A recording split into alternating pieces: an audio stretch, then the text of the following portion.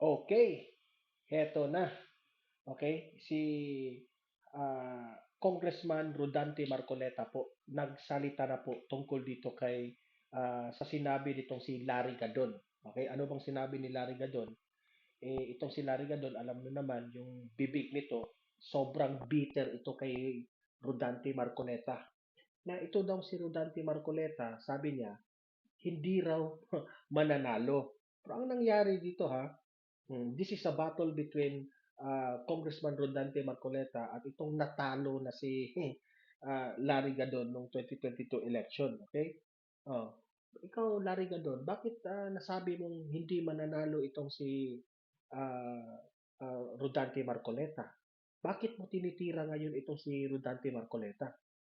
Dahil ba nagsalita siya doon sa INC at nakita ito ng taong bayan na ang daming naghihiyawan noong si Rodante Marcoleta ang nagsasalita? Ha? Tuloy ha, ito obserbasyon ko sa iyo, Larry Gadon ha. Masyado kang inggit na inggit dito kay Rodante Marcoleta. At itong si Rodante Marcoleta, dito sa programa niya sa Net25, napatunayan niya na itong si Larry Gadon, medyo may pagka BO-BO. Oh, di ba? Itong si, ano tawag dito, si Larry Gadon, he is popular sa kanyang laging sinasabi na BO-BO. Di ba? Laging sinasabi niyang ganun, di ba? Oh, popular siya sa mga ganyan eh. Oh, at nabanggit pa nga dito ni Rodante Marcoleta, baka akala ni Larry Gadon na galit si Bongbong Marcos dito kay Congressman Marcoleta. So, mm, dito sa ipapakita kong video na ito, no? Ito yung programa ni Rodante Marcoleta sa Net25. Oh, dito napapatunayan po ni Congressman Marcoleta na ito pa lang si Larry Gadon, isa pa lang BOBO. Magkaibigan pa naman silang dalawa eh. Oh, yan ang ipinagtataka ni Marcoleta. Bakit inggit na inggit itong si Larry Gadon? Ha? Eh, masakit yung totoo eh. Si Larry Gadon po, nagsasalita siya ha? Kung ano yung hinanaing ng taong bayan, ano yung mga kakulangan at kabalstugan ng ginagawa nitong mga tuwan. Kung bakit ka magre-react, ha? Masyado kang, sa totoo lang ha, sa na-observe ko, masyadong sip-sip itong si Larry Gadon sa kay Bongbong Marcos na wala naman sa lugar yung pagkasip-sip mo. Okay? O eto, panoorin nyo ito, itong video na ito. Yan din eh. Oo. Kaibigan ko eh. Opo. Kilala mo eh, si Larry Gadon.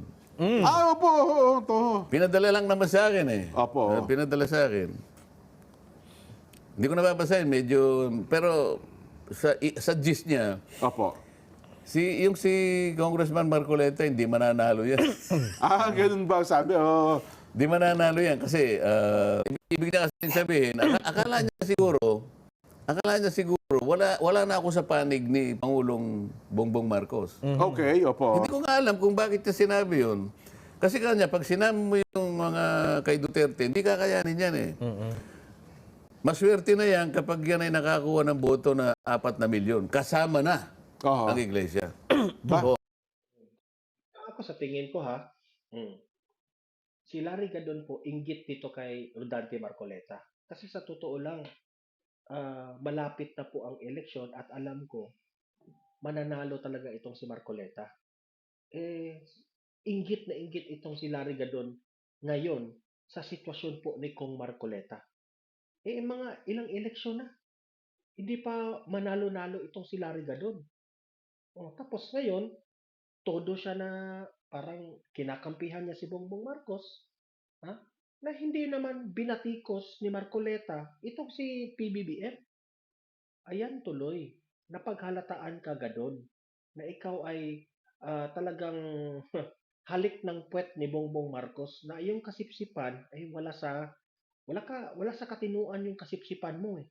Ito patuloy. Oo. Itong analysis niya, tingnan mo kasi yung dating chief ng police, PNP, si General Eliazar kanya. Opo. Oo. Yan, sinuportahan ng iglesia yan. Tingnan mo, umabot lang siya ng 10 million. Opo, Eliazar, tama Di kayo. ba? Opo.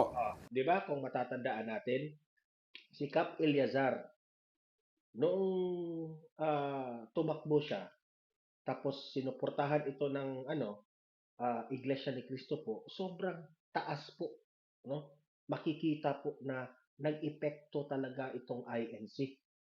Yan ang ibig sabihin ni Marcoleta dito, ah. So, pagdating po ng panahon ng eleksyon, sa tingin ko, sure win na itong si Rodante Marcoleta dahil susuportahan ito ng mga Iglesia ni Cristo at the same time, sa mga DDS at sa taong bayan. Kasi, sa totoo lang, kitang-kita naman natin kung ano yung mga pinanggagawa nitong si Rodante Marcoleta eh. Hindi pa gaya nitong si Larry Gadon, daldal ka na lang ng daldal. Kahit ikaw ay kumapit kay Duterte dati, ikaw ay natatalo. Kasi alam ng taong bayan eh. Wala ka dito eh. Wala kang utak eh. Yung mga pinagsasabi mo na BOBO, nagsisigaw-sigaw ka pa, that reflects on you.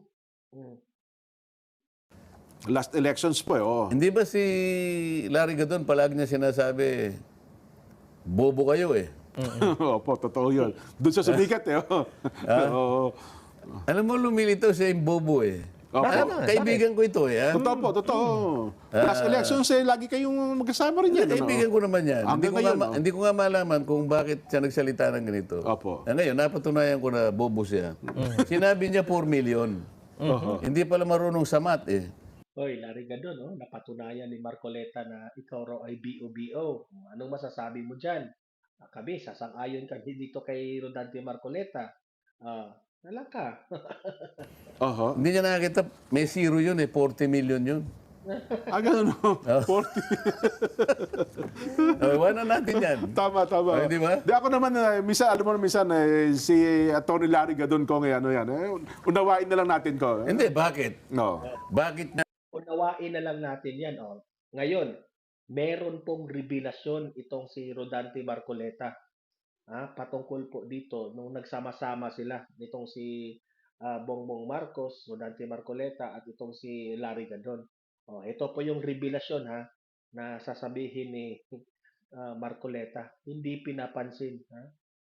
Naaanoy pala itong mga kasamahan ni Bongbong Marcos. At pati na rin si Bongbong Marcos naaanoy o parang hindi nila pinapansin itong madaldal na si Larry Gadon. Ito pakinggan nyo.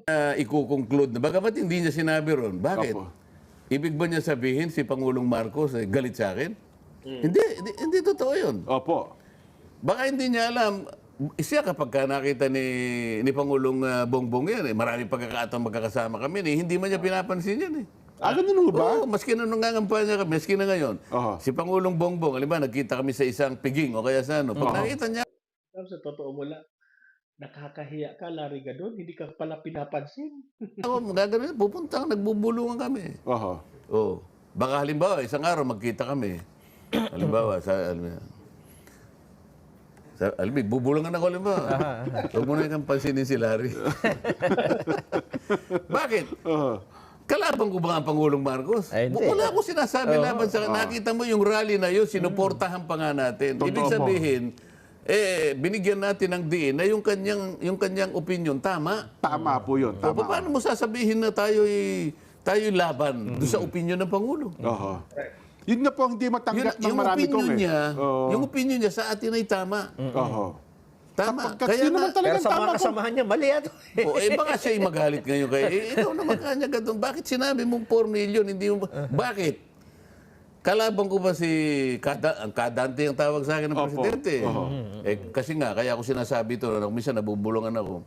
Nung magkita kami sa Papi, yung kanilang anniversary. Alam niyo, sa totoo lang, hindi ko naman napansin rin sa na-observe ko, itong si Congressman Marcoleta, hindi ko narinig mismo galing sa kanyang bibig na binatikos niya itong si Presidente Bongbong Marcos, in fairness to Kong Marcoleta.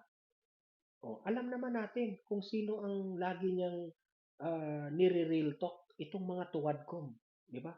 Yang hearing na yan, yang si Martin Romualdez na yan, di ba? Hindi ko lang alam itong si Larry Gadon, bakit binatikos niya itong si si Kong Marcoleta. Okay? So next time Kong Marcoleta, next time Larry Gadon, ha? Bago ka magkomento, alamin niyo muna because maybe we are not on the same page. 'Di ba? Bakit mo sasabihin na hindi yan mananalo? What if mananalo itong si Marcoleta ngayon? Isampal yan sa mukha mo. Ha? Kasi alam ko mananalo talaga ito ngayon 2022. Good luck na lang sa iyo, Larry Gadon, ha? Mapapahiya ka talaga dito. Aha. Po yung mga yung publishers group. Oo, Opo. ang sabi niya, nakita niya ako sa audience. Oh, Kadante is here.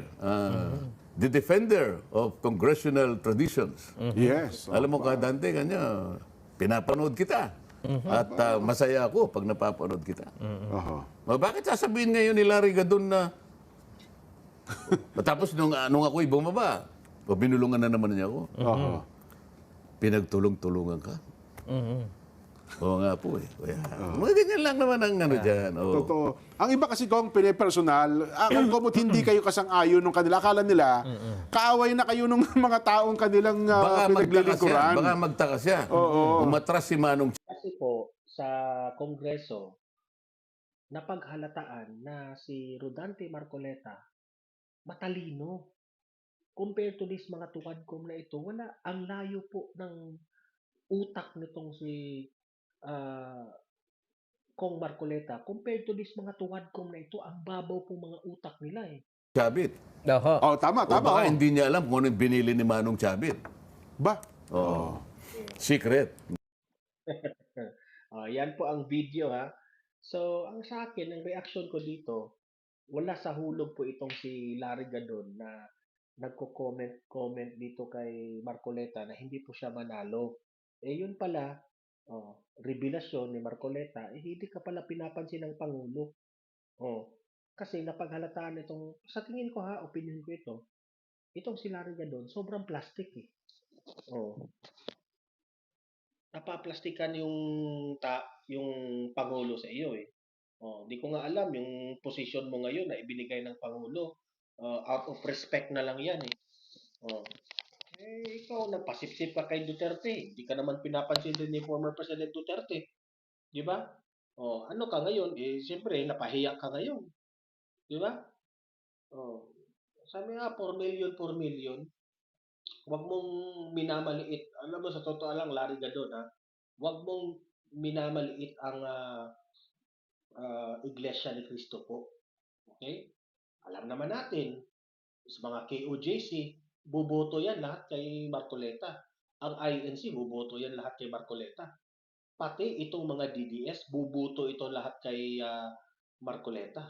At mananalo ito. Ikaw, Larry Gadon, sinong buboto sa inyo? Loyalista? Dilawista? Sa tingin ko nga, yung mga dilaw hindi rin buboto sa inyo. Wala ka ng sa totoo lang Larry Gadon, wala ka ng future sa politics. Ang layo po sa sa katalinuhan ni Marcoleta compared to you, ang layo mo. Opinion ko lang 'yan ha. That's my own opinion. You can contradict my opinion but that's my opinion. Okay? So guys, don't forget i-like, i-share itong video na ito ha. Para kakalat ito sa taong bayan. And at the same time, subscribe Donmar TV para lagi kayong updated sa ating mga balita. Ha? At ma-notify yung mga cellphone nyo kung meron tayong breaking news. Okay? See you in my next video. See you in my next live. Have a great day. Have a great night. God bless po sa ating lahat. Mabuhay ang Pilipinas. Bye-bye.